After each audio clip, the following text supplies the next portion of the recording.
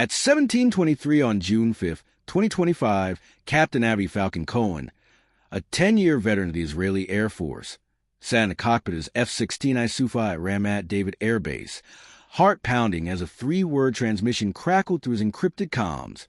Arrow 1 go.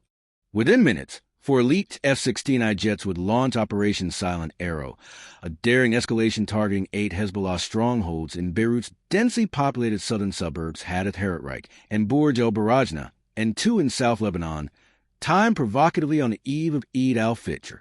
Cohen, strapped in for 12 minutes, felt the hum of the Pratt & Whitney F-100 PW-229 engine as ground crews finalized checks.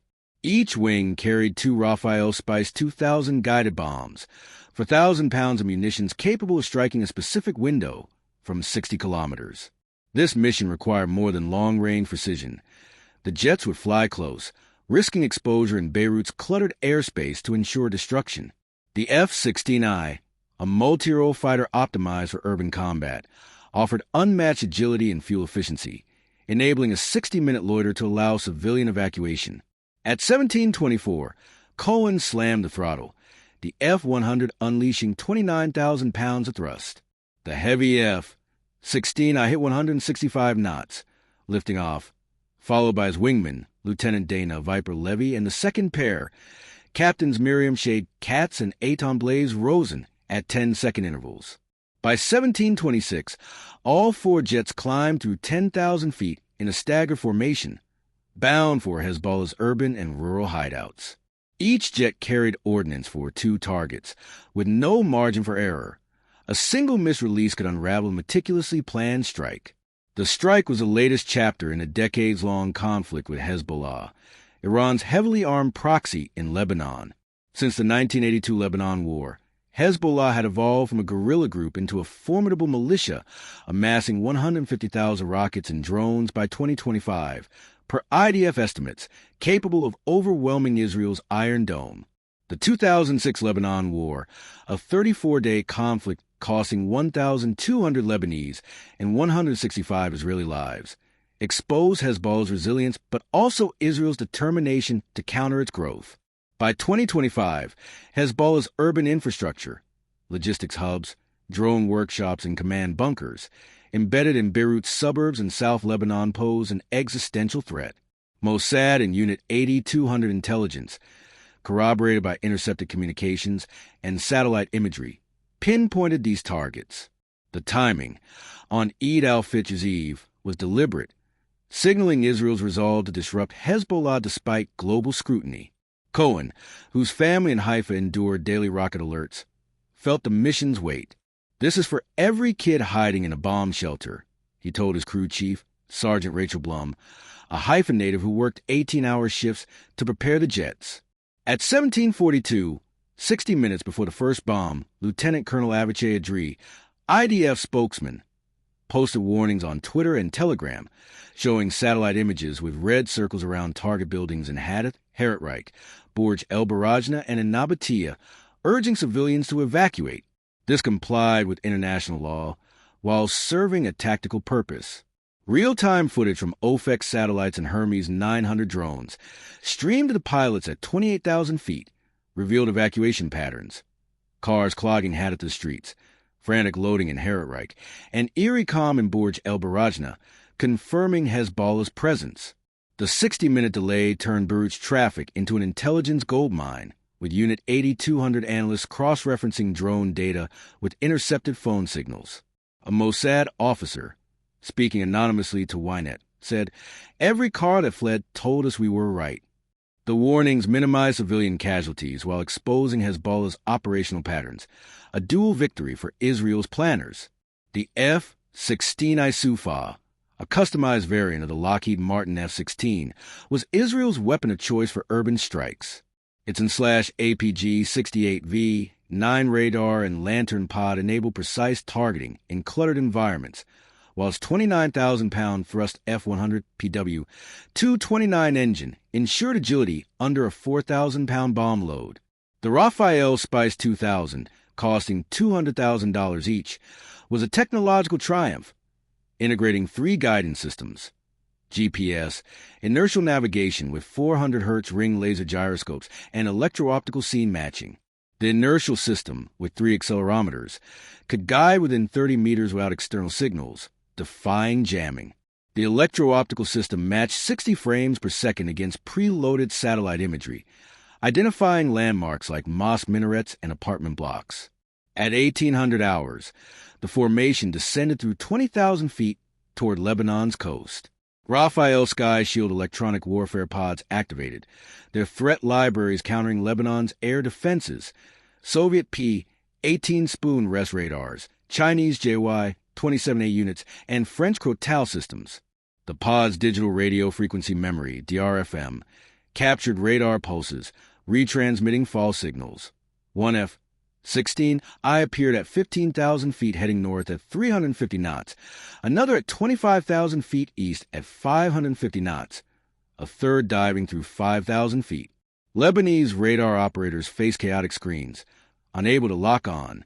An SA-6 radar in the Bekaa Valley painted the jets, its high-pitched warble-filling headsets, but Sky Shield prioritized it, breaking the lock with targeted jamming. Cohen's jet, the Lighthouse, broadcast broad-spectrum jamming, while Levy, Katz, and Rosen used Firefly mode, emitting random bursts to mimic a larger force. Beirut air traffic control saw civilian flights, like a Middle East Airlines Airbus climbing out, but military returns dance impossibly, hiding the F-16s among electronic noise. At 1812, the jets reached the release point, splitting into pairs. Cohen and Levy targeted Hadith and Heretreich. Katz and Rosen hit Burj el Barajna. Cohen's lantern pod cut to the evening haze, locking onto a Hezbollah logistics hub disguised as an auto parts store. Lebanese radars grew frantic, pulse rate spiking, but the electronic bubble held. At 1818, Cohen released his first Spice 2000, the jet-lurching 2,000 pounds lighter. The bomb's wing kit deployed, GPS locking onto 5 satellites, its camera capturing evacuation chaos in thermal clarity. Levy's bomb targeted a drone workshop in Heretreich's basement, its heat signature betraying activity.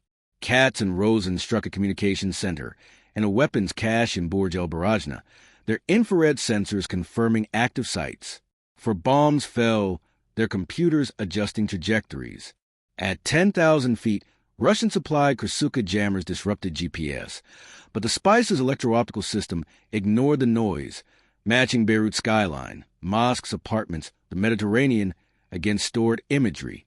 At 1,000 feet, the camera zoomed, locking onto ventilation units, roof lines, and parking lots.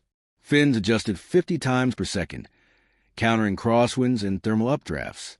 Delayed fuses, set at Ramat David, ensured penetration. At 1819, the first bomb struck Hadith, its blue 109 warhead piercing the roof at 267 meters per second, detonating in the basement. The confined blast, doubling in pressure to 200 psi, lifted upper floors like a cork. 3 more bombs hit within seconds, collapsing their targets. Shockwaves merged, creating complex interference patterns that amplified destruction as 4 mushroom clouds rose over Beirut, fed by secondary explosions of Hezbollah's munitions. At 1842, 2 F-15RAM jets, piloted by Major Eli Thunder, Ben David, and Captain Yosef Hawk, Freeman approached at 30,000 feet, carrying GBU 28 penetrators. 5,000-pound bunker busters for a hillside target near An-Nabatiyah. The F-15's twin F-100 PW, 229 engines, generating 58,000 pounds of thrust, handled a 10,000-pound load, with conformal fuel tanks extending the 600-kilometer combat radius. The 2-seat jet's weapon systems officers, like Captain Miriam Shade Katz, reassigned from the F-16I pair, used APG-70 radars in synthetic aperture mode, mapping the target in darkness. Intelligence, gathered over 6 months, flagged the site as a Hezbollah command bunker, evidenced by dump trucks, ventilation shafts, and power lines to empty fields. Satellite imagery from OFEC-11 showed heat signatures indicating underground activity. At 1844, Ben David released both GBU-28s from 35,000 feet, their laser guidance activating at 2,000 feet via the Lantern Pod's coded laser. The bombs hit at 312 meters per second, penetrating 27 meters of earth and 2 meters of steel-reinforced concrete. The 630-kilogram trinitrotoluene warhead detonated after a 0.5-second delay, merging blast zones with underground ammunition and fuel igniting. The hillside heaved, then collapsed into a 60-meter crater, erasing the bunker. Friedman's GBU-28 struck 40 meters south, ensuring total destruction. For Cohen, the mission was deeply personal. His sister, injured in a 2023 Hezbollah rocket attack on Haifa, still walked with a limp. "Every bomb is for her," he told Levy, whose own brother served in the IDF's Golani Brigade, facing Hezbollah's cross-border raids. Ground crews, like Sergeant Rachel Blum, worked grueling shifts driven by Haifa's constant alerts. "We don't sleep so Israel can," Blum told a Yedioth Aeronaut reporter. In Beirut, resident Fatima al-Husseini fled Heretreich after a Dries warning. Clutching her toddler, "The sky roared and we ran," she told Al Jazeera. Hezbollah's leadership, stunned, issued a statement via Al-Mana, vowing retaliation, but their urban network was exposed. Iran's IRGC commander, General Hossein Salami, condemned the strike per Press TV, but Iran's $20 billion defense budget, per Sipri, paled against Israel's $24 billion, bolstered by $3.8 billion in annual U.S. aid. Operation Silent Arrow was months in the making. Mossad's infiltration of Hezbollah's supply chains, combined with Unit 8200 signals intelligence, mapped the targets. Drones monitored Beirut for weeks, noting vehicle patterns and thermal anomalies. The IDF's Operations Directorate, led by Major General Aaron Haliva, synchronized air and intelligence units, ensuring the 60-minute warning maximized civilian safety and intelligence yield. The choice of Eid al-Fitr's Eve, while controversial, exploited Hezbollah's lowered guard during festivities, a tactic vetted by Prime Minister Benjamin Netanyahu's security cabinet. A Tel Aviv analyst told Haaretz, "We knew they'd be distracted. It was ruthless but effective." In 25 minutes, 10 targets, logistics hubs, drone workshops, communication centers, and a command bunker were obliterated. No missiles or fighters challenged the jets, a testament to Israel's electronic warfare dominance via Sky Shield pods and coordinated tactics. Operation Silent Arrow disrupted Hezbollah's operations, destroying an estimated $500 million in infrastructure per Haaretz and weakening its 150,000 rocket arsenal. Lebanon's government reported 12 civilian deaths, but Israel's warnings, per IDF claims, save hundreds, though UN observers criticize the urban strikes. Iran, Hezbollah's backer, faced a dilemma. Its economy, battered by sanctions cutting oil exports by 30% per Bloomberg, couldn't sustain escalated support. Syria, another ally, remained silent, wary of Israel's reach. The strike echoed Ukraine's MiG-29 raid on Russia's FSB, showcasing audacity against superior foes. Israel's deterrence surged, signaling to Iran and Syria that no stronghold was safe. Hezbollah's losses strained its finances, relying on Iran's $700 million annual aid, per Reuters.